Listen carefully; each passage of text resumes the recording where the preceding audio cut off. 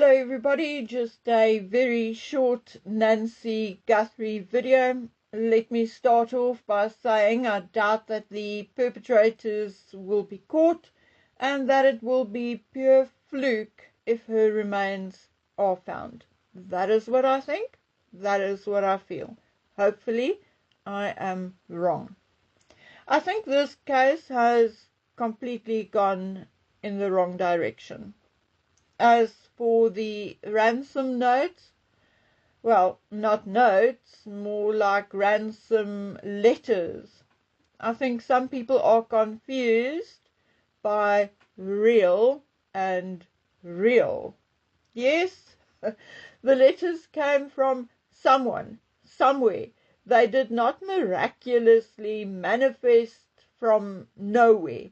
Someone worded them, someone typed them up, and someone sent them out.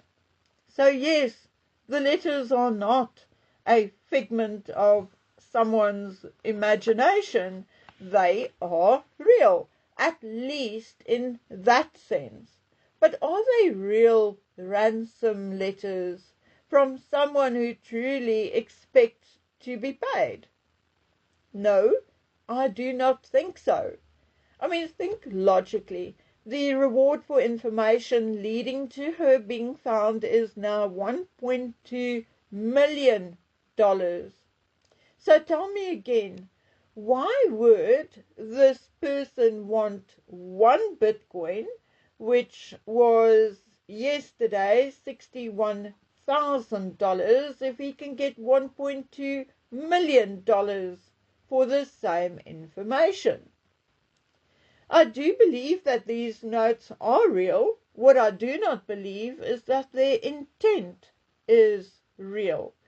I think it is a diversion, diverting the public and law enforcement's attention away from who and what is really behind all of it.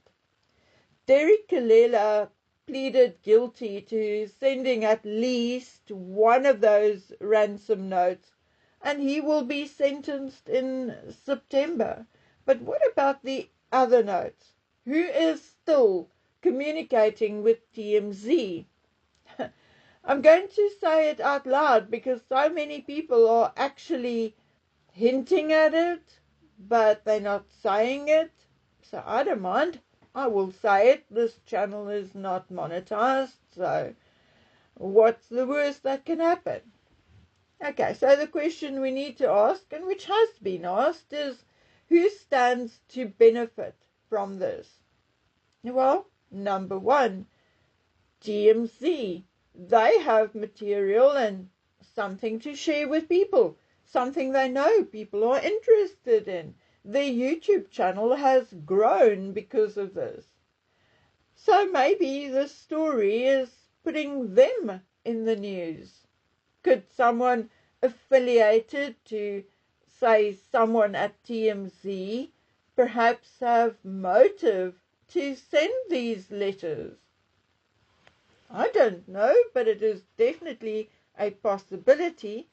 And secondly, whoever is going to benefit from Nancy's estate is yet another person or entity who will benefit from these ransom letters.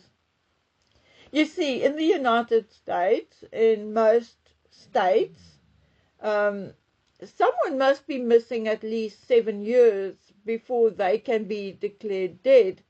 In Arizona, it is 5 years. However, it can be much sooner, sometimes almost immediately or within months, if the person disappeared under dangerous circumstances like a shipwreck, or they were in a war zone, or, some civil unrest or whatever. But also if there is evidence of foul play or suicide, etc., etc.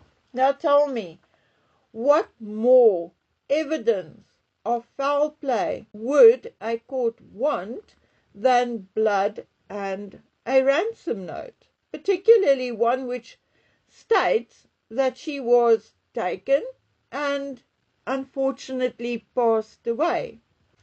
I even went so far as to check, and the answer is that yes, should Nancy's family submit a request to have her declared dead, the court will likely grant their request on the basis that, number one, there were signs of violence, number two, home security footage did capture an armed, masked person on her porch, and number three, Nancy was a vulnerable 84-year-old.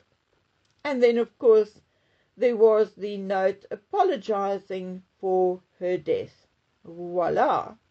Nancy will not be gone for a year, and her estate could be ready to wind up, for all we know. Now, just in that light, JLR did notice lights on in the house and someone moving about a couple of days ago. I think it would be rather interesting to know who it was. Not that it really means anything, but, you know. The next thing I want to touch on is the fact that people validate the first ransom note because it contained certain information that only someone who had been inside the house could know. Well, in my opinion, that means absolutely nothing in this case. Nancy was last seen on the evening of January 31st. Her disappearance was reported on Sunday at 12:03, Sunday the 1st, thus around about midday. Authorities announced on Monday the 2nd of February in the morning that they believe Nancy was kidnapped. And Monday night, KOLD TV announced that they received the first ransom note. So the note arrived 38 to 40 hours after Nancy was taken.